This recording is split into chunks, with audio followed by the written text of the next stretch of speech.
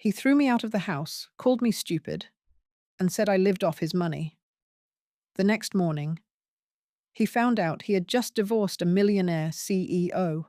My name is Helen Patterson. I'm 48 years old, living in a quiet town just outside Asheville, North Carolina, a place where the maples turn gold in the fall and neighbors still wave from their porches. For the longest time, I believed I had built the life I always wanted: a devoted husband, a joyful little boy named Jacob, and a home that felt like a safe haven. But it all began to fall apart when I realized that the two people I trusted the most, my husband, Aaron, and his ever-entitled younger sister, Charlotte, had no idea who I really was, and never cared to ask. I used to be a woman of ambition. I founded a handcrafted goods company that once got featured in local business magazines as a symbol of old-school American grit and grace. But when Jacob was born, I made a choice. I stepped back from the spotlight, handed over the reins to my partners, and shifted to part-time so I could be fully present in my son's early years. Aaron never asked about my past. Maybe he assumed a woman who stayed home couldn't possibly have anything of value to show for herself. For years, I endured his favoritism toward Charlotte, his disregard for my voice, and his blind eye to the quiet damage he inflicted on our son.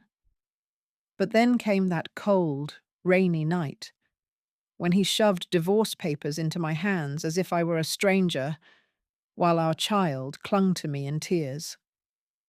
In that moment, something inside me shifted. I realized my silence had only made them louder. They thought I was weak. They were wrong. Because what they didn't know, what they never bothered to imagine, was that the woman they dismissed so easily was the one they should have never underestimated. I met Aaron when I was 32, and he had just turned 35. At the time, I was running my own small business, Hearth and Willow, a handmade goods company based out of Richmond, Virginia. The kind that grew from weekend crafts and word of mouth into a regional name carried in boutique stores and gift catalogues. It wasn't flashy, but it was mine.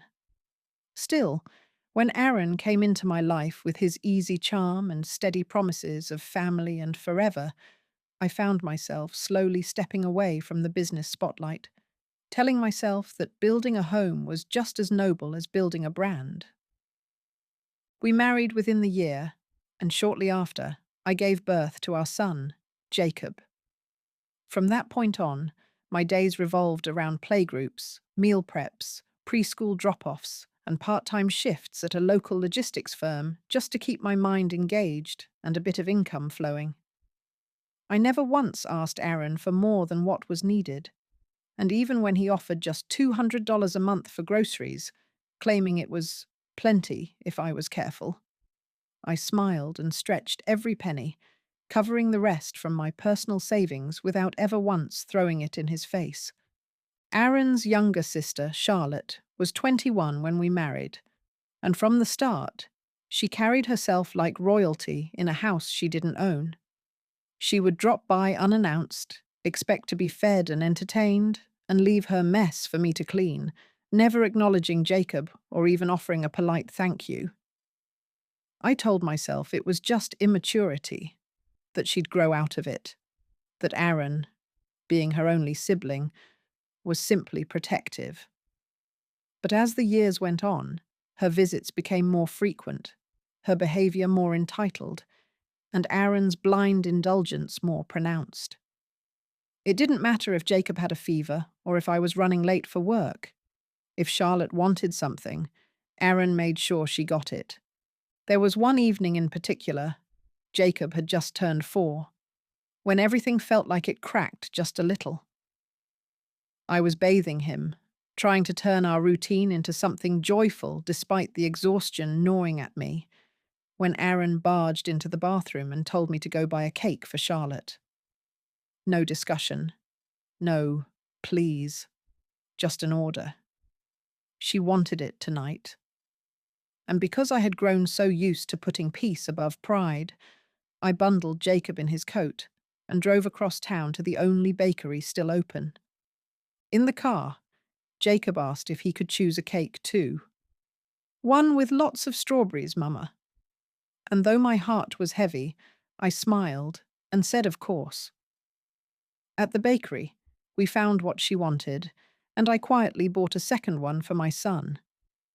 Back home, as I placed the strawberry cake in front of Jacob, his eyes lit up. But before he could even take a bite, Charlotte reached across the table and said she wanted that one instead. Without hesitation, Aaron slid the plate away from Jacob and handed it to his sister, saying that he paid for it, so he decided who got what. Jacob didn't understand the words, but he felt the slight, and as tears welled in his big brown eyes, something inside me began to unravel. I didn't scream or fight. I simply picked up the second cake, took Jacob by the hand, and walked him into the den so he could eat in peace. I watched him lick the frosting slowly, quietly, with the kind of sad acceptance no child should ever know. Meanwhile, Aaron sat beside Charlotte, apologizing to her for the scene, as if she had been the one wronged. Later that night, when I tucked Jacob into bed, he clutched my arm and whispered, "I like your cake better, Mama." That simple sentence, that tiny act of loyalty, broke me. I held him close, kissed his forehead, and made a promise right then, not to fight, not to beg, but to protect him and myself, whatever it would take. The next morning, I found Jacob crying beside his broken piggy bank, the one my father gave him on his 3rd birthday, shattered on the floor, every single coin gone. His hands were trembling, and when I asked Aaron what had happened, he didn't even flinch. "Charlotte needed a little cash," he said flatly, as if stealing from a child was somehow justified. That was the moment I realized. This wasn't just favoritism. This was a pattern, a deeply rooted belief that our feelings, mine and Jacob's, were secondary, disposable, irrelevant. I had been blind, and now I couldn't unsee it. And while Aaron thought he was the one holding the cards, that I was just some foolish housewife with no power or means to leave, he didn't know what I had quietly held on to all those years. He didn't know about the accounts I'd kept in my name only. He didn't know about the small, steady stake I still maintained in Hearth and Willow, or the passive income that had been quietly supporting Jacob's future since the day he was born. He had no idea who I really was, but soon he would. In the days that followed the piggy bank incident, something shifted in me. Not abruptly, like a slammed door, but slowly, like a quiet realization that creeps in during the stillness of night and never leaves. I began noticing everything with a different lens. The way Aaron would dismiss Jacob's laughter as too loud, or how Charlotte would waltz into our home without knocking, already on the phone, already issuing requests as though I were her personal concierge. The worst part wasn't their behavior. It was how familiar I had let it become. There was a night, not long after, that clings to my memory like damp fog on a cold morning. I had come home early from work, arms full of groceries, Jacob trotting behind me with his backpack bouncing on his little back, smiling and humming the tune they sang at preschool that week. Charlotte was already in our living room, draped over the couch like she owned the cushions, flipping through the TV channels and demanding Aaron order takeout because, in her words, "Helen's cooking is too heavy for a night like this." She hadn't even said hello. I asked her if she could please use a plate when eating in the living room, since Jacob often sat there to read. She rolled her eyes, muttered something under her breath, and Aaron, who was pouring himself a whiskey at the time, snapped at me, accusing me of being inhospitable, of always making Charlotte feel unwelcome. He didn't ask what had happened. He didn't care. He never did. That evening, as I served dinner, Charlotte took the liberty of scooping out the best cuts of meat for herself before Jacob had even reached the table. I noticed how Aaron handed her the glass of wine I'd been saving, the one I told him reminded me of our anniversary. He smiled as she laughed, as if I didn't exist. No one asked if Jacob wanted seconds. No one said thank you. After the meal, I found myself in the kitchen alone, scraping half-eaten food into the trash while the two of them laughed from the living room, not with the warmth of family, but with the smugness of people who knew their place in the hierarchy and were happy to keep me beneath it. Jacob wandered in, clutching his stuffed fox, and asked why Aunt Charlotte never listened to me. I didn't know what to say. How do you explain to a 4-year-old that sometimes the people who are supposed to protect you are the ones who teach others how to disrespect you? One particularly painful evening, I had just finished cleaning up after another unannounced dinner visit from Charlotte. She had wanted a lemon tart this time, and when I didn't have one, she sulked and loudly questioned why I couldn't at least plan ahead if I knew she'd likely come over. Aaron sided with her, saying I was being rigid, and if I really wanted peace in the house, I should just learn to be more accommodating. I swallowed my pride so hard, that night it almost choked me. As I stood at the sink, hands pruned from the water and my back aching from the day's errands, I caught sight of my reflection in the darkened window. I barely recognized her. This woman who used to make bold pitches to investors, who once led a room full of designers with calm command, now reduced to begging for respect in her own home. And still, I said nothing. The next morning, the silence between Aaron and me was thicker than usual. Jacob had asked for pancakes, his favorite, and I was happy to make them. I wanted, at the very least, to preserve a little joy for him.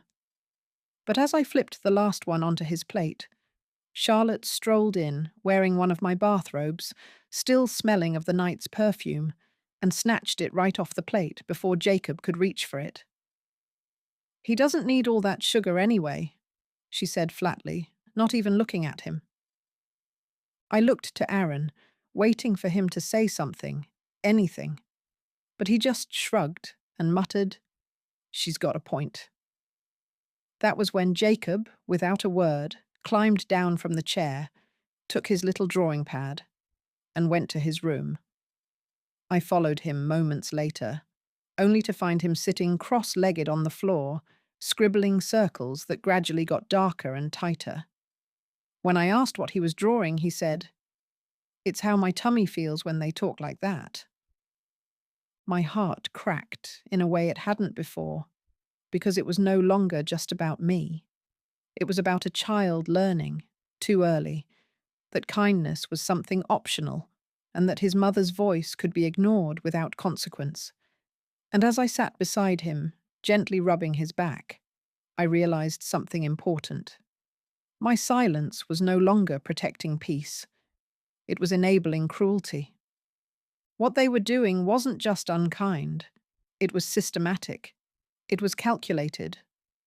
And it was eating away at the very soul of my family. That night, while Aaron and Charlotte laughed over cocktails in the kitchen, I tucked Jacob into bed, kissed his forehead, and whispered a new promise. Not just to protect him, but to protect myself. Because if I didn't teach him that his mother deserved respect, no one else would. And that's when the resolve began to take root. I didn't scream.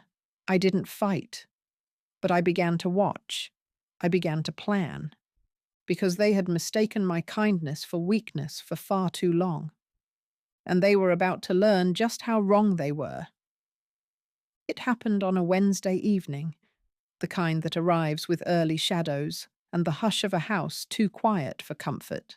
Jacob had just finished his picture book, his favourite one with woodland creatures having tea parties in the forest, and I had promised him we'd bake cookies together after dinner. It was one of those little rituals we used to share before the tension in our home began thickening like fog. Harmless at first, but soon suffocating. I was preparing a simple meal: roasted chicken with rosemary, mashed sweet potatoes, and green beans, something Jacob always ate with joy. Aaron hadn't called to say whether he'd be home, but that wasn't unusual. Lately he came and went like a guest, never offering explanations, and Charlotte had made herself so comfortable that I sometimes wondered if she thought this house was hers to inherit. When I heard the front door creak open, I expected it to be Aaron, but instead I heard the sharp staccato of Charlotte's boots clicking against the hardwood floor. She didn't say hello. She didn't ask if it was a bad time. She simply announced she was starving and wanted lemon pie. When I told her I hadn't made dessert, she scoffed and asked, "Well, what else do you do all day?" Jacob, standing behind me, flinched at her tone, and I felt my hands tighten around the mixing bowl. I was used to being disrespected, but watching my son be exposed to it was something altogether different. A wound that went deeper than words. Charlotte wandered into the kitchen, opened the fridge without permission, and criticized the way I'd arranged the leftovers, as if my lack of presentation was a personal insult. When Aaron finally walked in 20 minutes later, carrying his coat over his shoulder like some tired war hero, he barely looked at me before asking what was for dinner. I answered, quietly, and when he saw the table wasn't yet set, he turned to Jacob and muttered, "Guess your mum's slacking again." I don't know what broke me first: the look of confusion on Jacob's face, or the smirk Charlotte wore as she leaned against the doorframe, sipping wine from a glass I hadn't offered. I asked Aaron, gently but firmly, if he thought his words were fair. He shrugged. "You're too sensitive lately, Helen. Maybe if you got out more." But I had gotten out. I worked. I juggled. I carried the emotional weight of our home like a ghost no one else could see. And when I tried to remind him of that, to tell him I was doing the best I could, he cut me off and told me, in front of our son, that if I didn't like how things were, the door was always open. "You're the one who needs us," he said, "not the other way around." Jacob sat in silence, chewing on a piece of bread that had gone cold.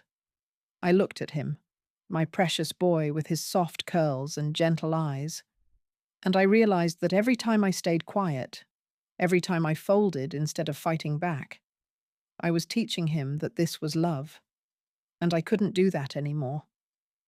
But the final blow didn't come from a word. It came from a shatter. The next morning, as I was making breakfast and Jacob was still in his pajamas, I heard him scream. I ran into the living room and found him kneeling beside the broken remains of his piggy bank. The ceramic bear his grandfather had given him, the one he'd named Henry and kissed goodnight like a friend. Coins were scattered across the floor, the tiny savings of a child stolen and desecrated. Through sobs, he told me he had gone to count his money because he wanted to buy me a birthday present. My heart shattered with the bear. When I turned to Aaron, demanding an explanation, he didn't even blink. "Charlotte needed some cash," he said, as if it were the most natural thing in the world to rob a 4-year-old. I held Jacob in my arms, feeling his little body tremble with confusion and grief, and something inside me cracked so deeply it would never fully heal. I tried to hold back the tears, but when he reached up and wiped my cheek, saying, "It's okay, Mama, I can save again," the dam burst. Because he shouldn't have had to be okay. He shouldn't have had to carry that burden. That night, I didn't sleep. I sat at the kitchen table long after the dishes had been cleared and the lights turned off, staring at the signed divorce papers I had found tucked in the back of Aaron's desk drawer 2 weeks earlier. He hadn't said anything yet, but clearly he had been preparing, just in case. Preparing to leave me. Preparing to discard me. And I wondered If I had signed those papers then, without warning, without letting him see what I still had in me, would he even have cared? The woman he thought he married was soft-spoken, obedient, content to shrink herself so others could feel larger. And I had been that woman, until I wasn't.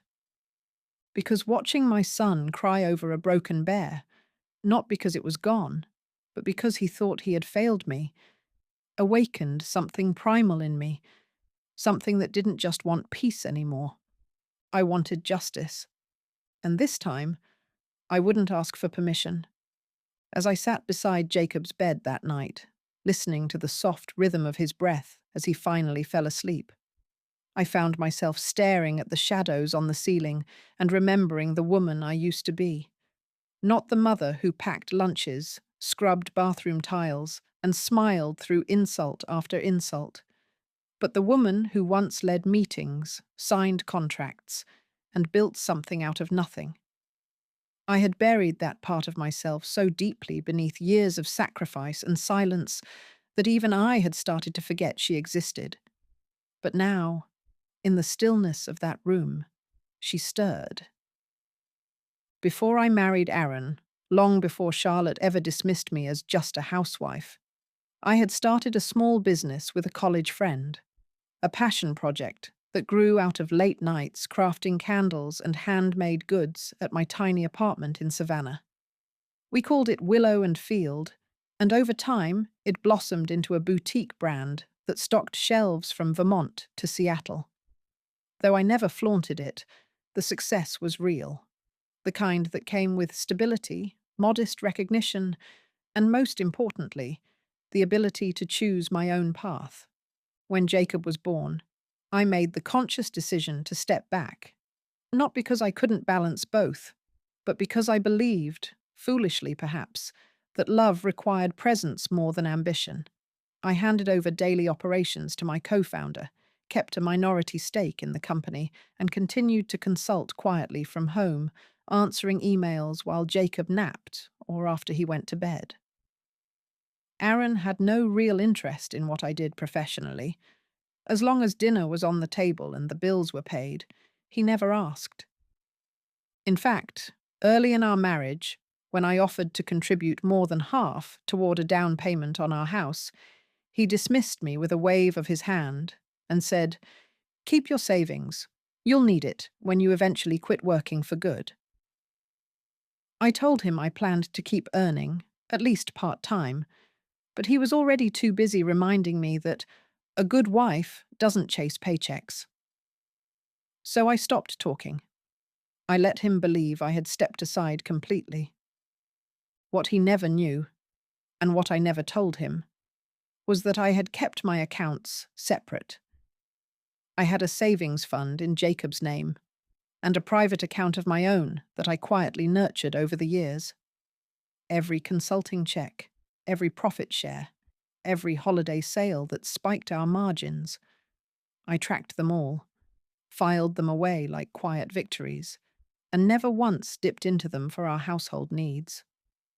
I used Aaron's meager food allowance for groceries and covered any extras for Jacob out of my modest part-time income, while my real financial foundation remained untouched, hidden in plain sight. Looking back, I didn't keep these things from him out of malice, but out of self-preservation.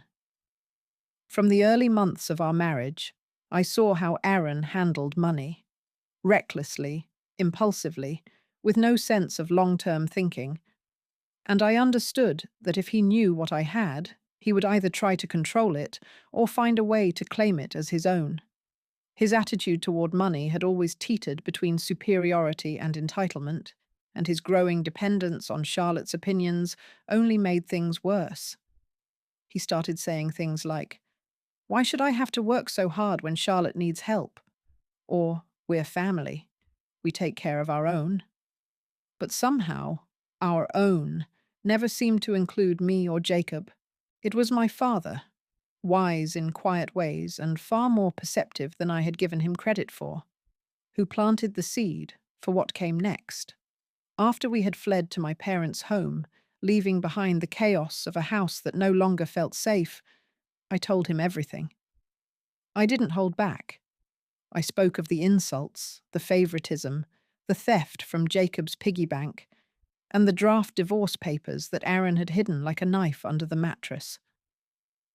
My father listened in silence, his hand resting on Jacob's shoulder as the boy clutched his stuffed bear with a grip that didn't loosen even in sleep. When I told him about Willow and Field, about the accounts and the property waiver Aaron had me sign years ago under the guise of protecting his future, my father's face shifted. He asked very calmly if Aaron knew about the money. I shook my head. He nodded once, then said something I'll never forget. Then don't let him find out until it's too late. He helped me move my valuables, the important documents, the backup drives, the bank cards, into their home safe. We double-checked every account. We changed passwords, verified beneficiaries, and filed for legal advice from a friend of his, an old war buddy turned attorney who had handled more divorces than he cared to remember. The lawyer reviewed the waiver Aaron had tricked me into signing and said, without hesitation, "He thought he was playing chess, but you've been playing the long game." In those quiet hours at my parents' kitchen table, while Jacob played with his grandmother and the wind outside rustled through the pecan trees, I realized I wasn't broken. I was underestimated, and that was something I could work with. Aaron and Charlotte had seen only the surface, the woman with tired eyes and stained aprons, the one who never raised her voice, never questioned authority. But behind that silence, behind that gentleness they mistook for weakness, was a mind that had built a company from scratch and a heart that knew when to protect and when to strike. They didn't know it yet, but the reckoning had already begun. Once the dust had settled at my parents' house, and Jacob had found some comfort in the gentle rhythms of a quieter, safer routine, I began thinking clearly again. Not with panic or heartbreak, but with focus, the kind that only comes after you've cried all your tears and realized there's no going back. It wasn't about revenge in the way people often imagine it. I didn't want to hurt Aaron or Charlotte, not in the way they had hurt me. But I needed to reclaim what was mine, to set the record straight, and to protect my son from the wreckage they continued to cause. It began with a question my father posed over morning coffee as Jacob played by the window. "Do you know what they're after now?" I nodded slowly, having spent too many sleepless nights replaying their words, their expressions, the timing of Charlotte's sudden visits and Aaron's financial questions. They weren't interested in reconciliation or resolution. They were after control, and more specifically, after money they believed I was hiding. They had searched the house while we were away, looking for cards, account ledgers, maybe even documents they could twist into leverage. But they had found nothing, because everything important, every legal record, every savings certificate, every passcode and paper trail, had been quietly removed, encrypted, and locked away. Still, their desperation meant they wouldn't stop. So, with guidance from my father's lawyer, we began recording. It wasn't dramatic or intrusive, just a voice-activated app installed discreetly on an old smartphone, set to capture any conversation that happened the moment Aaron stepped back into the house. The device was carefully placed beneath a ceramic fruit bowl on the kitchen counter, perfectly hidden in plain sight. We left a few minor items around, nothing valuable but just enough to suggest the home hadn't been fully emptied, to make it believable if he returned alone or with Charlotte. And sure enough, he did. It was 2 days later when I received an alert that the recorder had been triggered. Listening to the playback was like peeling the last layer of naivety from my skin. Aaron's voice was sharp, urgent, asking Charlotte if she'd found the cards yet. And when she muttered something about not seeing them in the drawer, he cursed and said, "She's hiding something. She's not that stupid. She's playing us." I heard drawers opening, the soft clinking of silverware being rifled through, and then Charlotte's voice, bitter and tired, saying she was tired of waiting and needed money now. Aaron, in a tone I barely recognized, promised he'd get it one way or another, even if it meant forcing me to sign over access before the divorce goes through. It wasn't just betrayal anymore. It was calculated theft, planned manipulation. And suddenly, everything made sense. The rushed divorce papers, the emotional neglect, the overbearing pressure to leave quietly. They hadn't expected me to fight back because I had never done so before. But I wasn't the same woman they remembered. Not anymore. With the recordings saved, transcribed, and forwarded to our attorney, we began preparing formal documentation. The post-marital waiver Aaron had me sign years ago, the one he claimed was for tax purposes, would now work against him because it included a clause that any attempt to conceal or manipulate marital assets during separation would void his financial claims entirely. Our lawyer smiled when he saw it and said, "He gave you the sword, and now he's walked right into it." Still, I didn't want Jacob involved in any confrontation, so we kept things measured, calm, and quiet.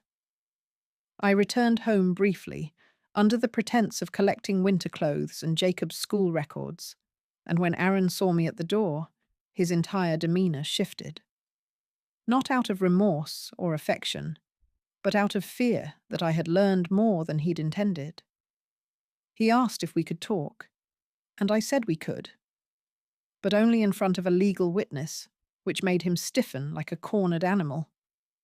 He tried to act casual, tried to charm his way into my confidence again, asking if I still had those little savings from the craft shop I used to run. I looked him in the eye, smiled politely, and told him everything I had was being held in trust for Jacob. Because, unlike him, I planned for our child's future, not my sister's spending habits. That night, I sat down with my lawyer, printed out the transcript, and officially filed the motion to finalize our separation. We included the evidence of attempted financial coercion and the audio files, and we delivered them through proper channels. There was no screaming, no door slamming, no accusations flying across the room. Just paper, facts, and quiet power. Aaron still believed he was playing chess, but he had only ever seen one side of the board. I had spent years watching, learning, sacrificing, and preparing. Now, every move I made was deliberate. Every silence was strategy. And every step I took brought me closer to the freedom they never thought I'd have the courage to claim.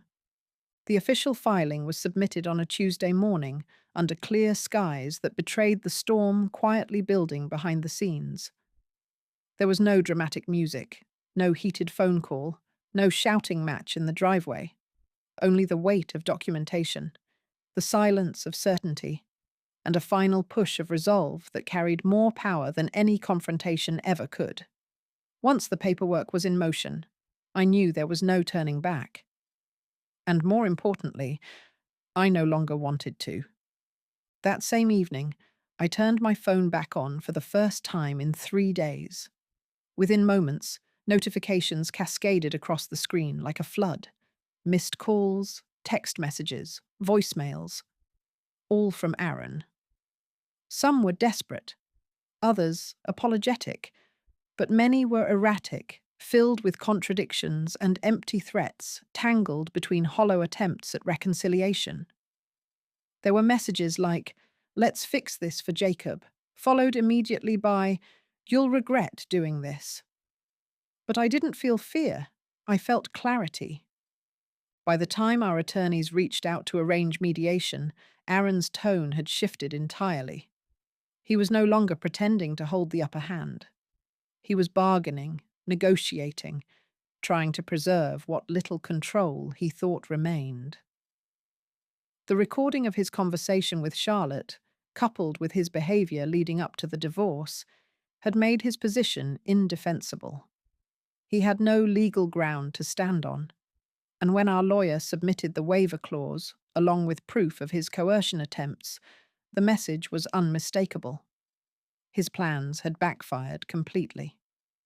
When we met, virtually through our respective legal representatives, his face looked pale, thinned by anxiety and a sense of unravelling that no longer concerned me. He barely made eye contact. He didn't argue about child support, didn't ask for joint custody, didn't even fight for property division. All he did was sign a settlement agreement that granted full guardianship to me, required a monthly contribution to Jacob's care, and surrendered any claim to my remaining assets. Later, my lawyer told me that Aaron had cried, not during the session, but afterward, once the reality of it all had settled in. Apparently, he had been counting on access to my finances to cover a string of personal debts, including a sizable sum Charlotte had accumulated from gambling and credit cards she'd opened under an alias. Without me, without the stability I had quietly provided for years, their fragile world had collapsed, and collapse it did. I heard from an old neighbour, someone who had always kept an eye on things, that Charlotte had moved out after a blowout argument, and that Aaron's parents, after learning the truth of what had transpired, had distanced themselves entirely, claiming they didn't raise him to be that kind of man. It was ironic. The very family he had chosen over his own child and wife now viewed him as a stranger. Meanwhile, life began to settle into a gentler rhythm. Jacob and I remained at my parents' house for a while, letting the quiet mend what the years had eroded. He started sleeping better, laughing more freely, and his drawings slowly returned to animals and castles rather than empty circles or shadowy scribbles. I resumed consulting with Willow and Field, gradually re-entering the world I had once built, not because I needed to prove anything to anyone, but because I wanted to reclaim that space, not for vengeance, but for fulfillment. One evening, as I tucked Jacob into bed after a long day of school and sandcastles, he looked up at me and asked, "Mama, is it okay that we don't go back to the old house?" I paused, brushing his hair away from his forehead, and answered, "We don't need to go back, sweetheart. Sometimes starting over is the bravest thing we can do." And it was true. I didn't walk away from my marriage bitter or broken. I walked away informed, empowered, and most of all, awake. Because the woman they tried to erase didn't vanish. She simply waited for the right moment to rise. What Aaron and Charlotte failed to understand is that real strength isn't loud, and it doesn't always fight back with fire. Sometimes it waits. Sometimes it watches. And when the time is right, it moves, not to destroy, but to restore. And in restoring myself, I found something they could never take: peace, purpose, and the quiet pride of having chosen dignity over destruction. In the weeks that followed the finalization of the divorce, there was no celebration, no champagne or triumphant announcements. Only the quiet, slow return of peace into our lives, the kind that doesn't arrive with fanfare, but with small, steady signs that the storm has passed. I found myself waking up without dread, drinking coffee without a knot in my stomach, and walking Jacob to school without that lingering fear of what I might find when I came back. Freedom, I've learned, isn't always loud. Sometimes it's just the absence of fear. Jacob began to thrive in ways I hadn't anticipated. He made friends easily, loved his new teacher, and spent his afternoons building forts out of blankets in my parents' den or helping my mother in her garden. He no longer asked about Charlotte, and when Aaron's name came up, which was rare, It was usually followed by a simple, matter-of-fact question, like, "Do you think he's okay?" I never answered with bitterness. I only told him the truth he could handle, that sometimes grown-ups make mistakes they don't know how to fix, and that healing doesn't always mean returning. Sometimes it means letting go with grace. One Sunday afternoon, as we sat on the porch watching the sun dip behind the hills, my father brought out a photo from years ago. One of me at a small craft fair in Savannah, holding the very first willow and field sign I had ever made. My hair was windblown, my cheeks sunburnt, and my eyes, even in the faded print, carried a spark I hadn't seen in myself for a long time.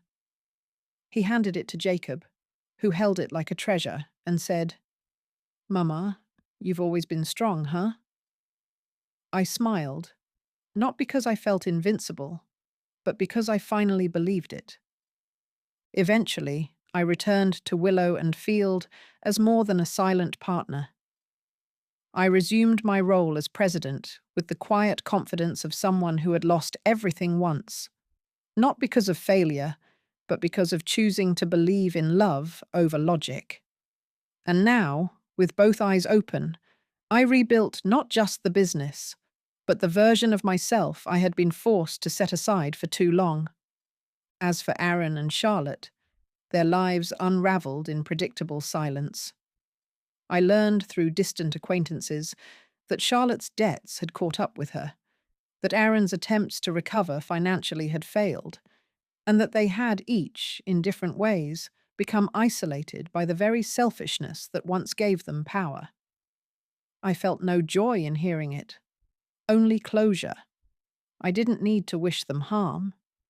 The truth had done the work for me, and yet, despite everything, the greatest gift of all wasn't in watching them fall, but in realizing I had risen, not with revenge, but with dignity, not with noise, but with a calm so deep it frightened those who once underestimated me. Now, when Jacob falls asleep in my arms, when he brings me wildflowers from the roadside, or asks me to help him with his homework, I no longer feel like I'm rebuilding. I feel like I've arrived. I've found a life where I am no longer waiting to be respected, no longer begging to be seen, no longer silencing myself to maintain someone else's illusion of peace. And if there's one thing I've learned through all of this, it's that strength isn't always about how loud you fight. Sometimes it's about how quietly you endure, how wisely you prepare, and how gracefully you rise when the time is right. So to anyone out there feeling forgotten, discarded, or dismissed, know this: your silence is not weakness. Your patience is not passivity. And your story is far from over. If this story resonated with you, share it with someone who needs to be reminded of their worth. Subscribe to hear more true stories of resilience, quiet justice, and personal redemption. Because sometimes the strongest voice is the one that speaks last.